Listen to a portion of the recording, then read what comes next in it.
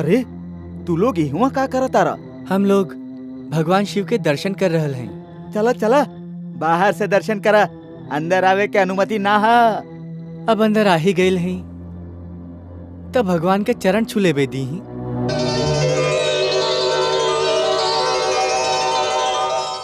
अब आप ही कही ना पंडित जी, हम शिव जी के परम भक्त हैं।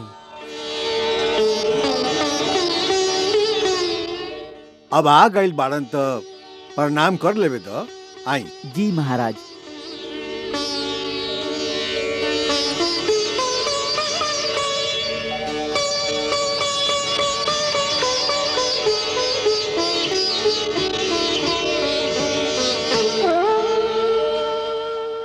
आहा, कैसन भव्य धनुष है। का कल एकरे यज्ञ हुई? हाँ, ई भगवान शिव के ही धनुष है। एकरे खातिर कल मातेश्वर यज्ञ के आयोजन कइल गइल है।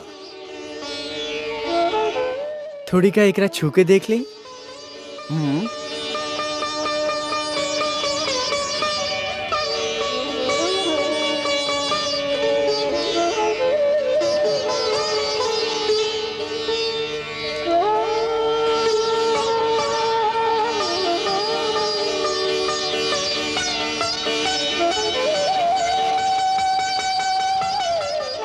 थोड़ी का एकरा उठा के देखी। एकरा उठाइबा तू? कोशिश करत है। बालक, एकरा उठावल कोनो खेल नहीं खे। आज संसार में केहू ऐसा नहीं खे जेकरा उठा के एकरा पर प्रत्यंचा चढ़ा सके।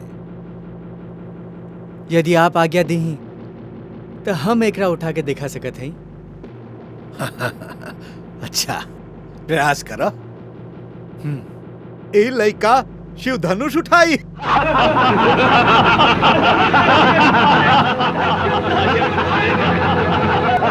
ये का उठाई? उठावा उठावा।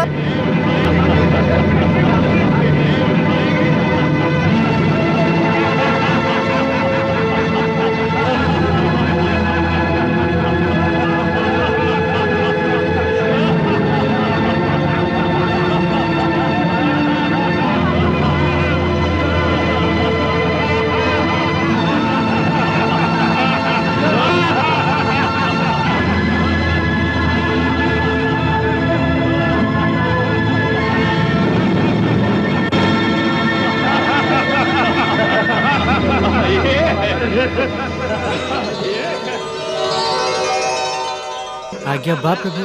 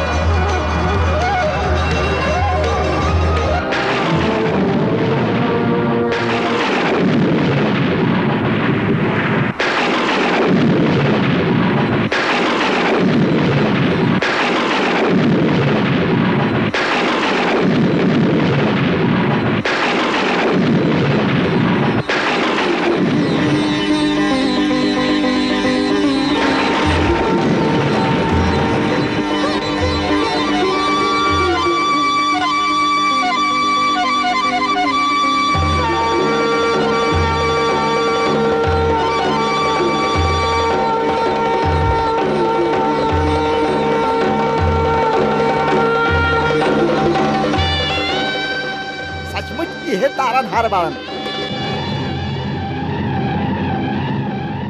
पकड़ ला है दोनों के, भागे न पावे। सिपाही पकड़ लाई दोनों के।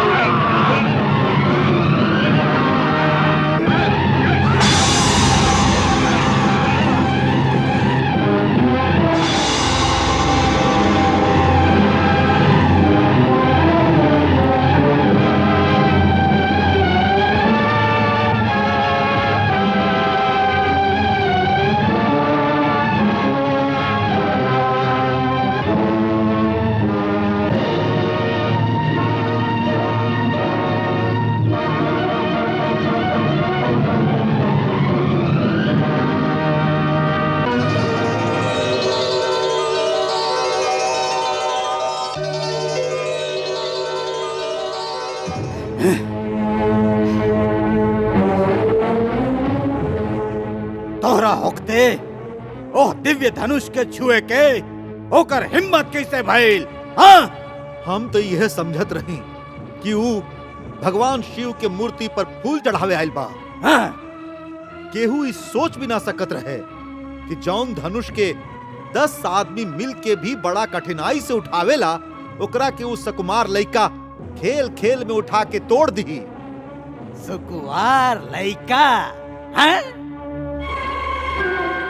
सुकुवार लइका, वह सुकुवार लइका हमार परम शत्रु है।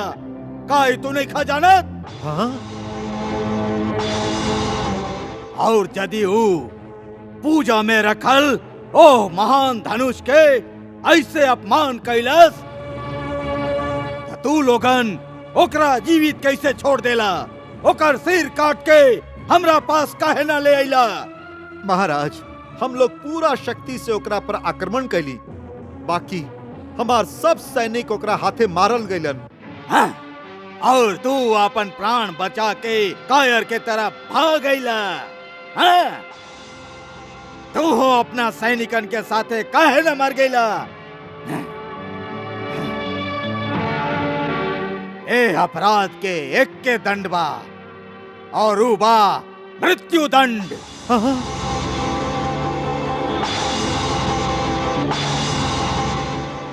सेनापति, ले जाए कायर के और कारागार में बंद कर दा। काल नगर चौक में सगरे जनता के सामने एकरा के मृत्यु दंड दिहल जाई। ले जा।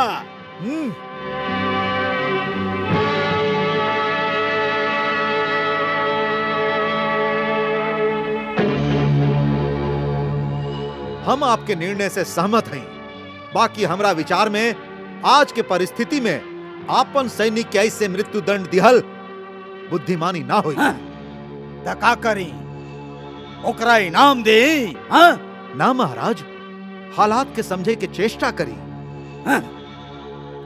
शिव धनुष के टूटला के घटना के बाद से जनता के मन में कृष्ण के प्रभाव और भी दृढ़ हो गिल बा। अब कहीं ऐसा ना होके कि हम लोगन के सैनिक के एह तरह से कठोर दंड देला के कारण हम लोग के सेना के कुछ लोग जाकर शत्रु से मिल जास। आप ही मत भुलाएं कि शत्रु यह समय आपके नगर में विद्यमान बा। यदि सेना के एक हिस्सा ओकरा साथे हो गई तो बहुत बड़का संकट खड़ा हो सकेला।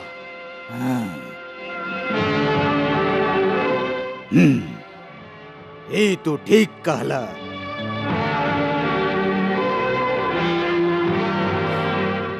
जरूर हमके भी शक बा कि मथुरा के सैनिक मन से पूरा तरह हमरा साथे नहीं खे। मथुरा के जनता के अपन भाई बंधु समझ के वो उनका के स्नेह के दृष्टि से देखेला, सियासत के दृष्टि से ना। यही से हम ही सोचत हई कि महाराज जरासंध के भेजल मगध के जौन सैनिक हमरा पास बाड़न, काल उत्सव के समय रंगशाला में वही लोग के सामने रखल जाए। जैसे कृष्ण के हत्या के बाद यदि जनता तनी सा भी चूक कैलस तो ऊ निर्दयता से उनका के कुचल दी है। यदि कृष्ण के हत्या हो सकी तब नु। मतलब आप कहल का चाहत हई? का आपके कृष्ण के हत्या में कोनो संदेह बा? संदेह ही ना, हमके विश्वास बा कि कृष्ण के हत्या हो ही ना सके। राज पुरोहित सत्यक, तू हो इतना जल्दी बदल जाइबा ई हम ना जानत रही। कृष्ण के हत्या खातिर ई तोहरे योजना रहे कि धनुष यज्ञ के उत्सव के बहाना करके ओकरा के मथुरा बुलावल जाए, यहाँ ओकर वध आसानी से हो सकेला। फिर आज पासा पलट कैसे गई? सच सच बतावा कि तू हमार आदमी बाड़ा कि शत्रु के? तू हमार विजय चाहेला कि शत्रु के? हम आपके ही सेवक हैं महाराज, और हृदय से आपके ही मंगल कामना करत हैं। यही से हम ओह दिन ये योजना बनौले रही, और यही से आज ही कहत हैं, यदि आप आपन मंगल चाहत हैं तो कृष्ण के हत्या के विचार मन से निकाल दही। होकर हत्या के विचार मन से निकाल के का हम ओकर चरण में बैठ के क्षमा प्रार्थना करी? ओकरा सामने गिड़गिड़ा के अपन प्राण के भीख मांगी? हाँ? अवश्य यही करी, यही में आपके कल्याण है।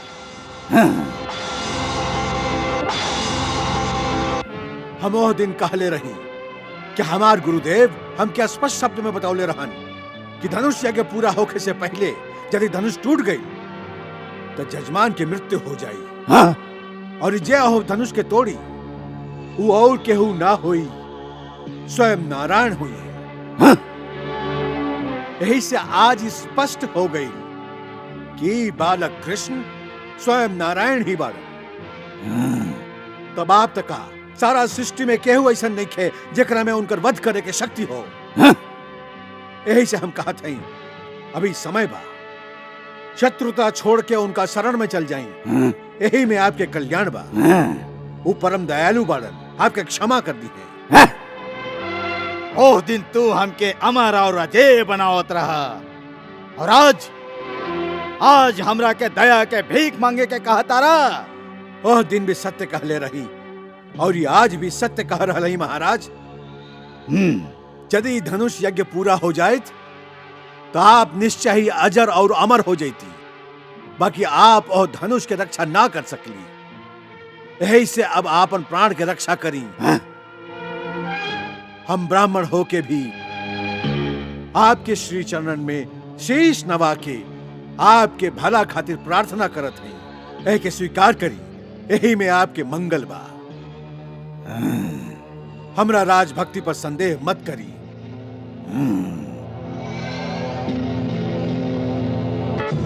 और धिक्कार बा तोहरा पर और तुहार राजभक्ति पर।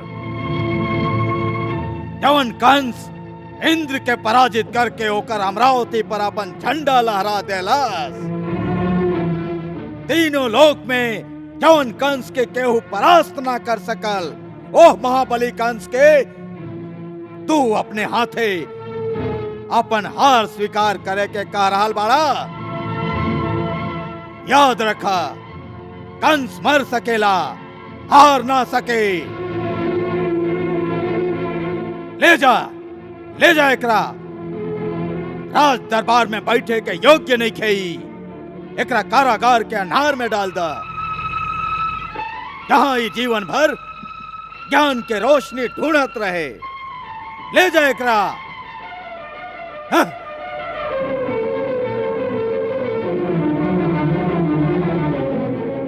विनाशकाली विपरीत बुद्धि।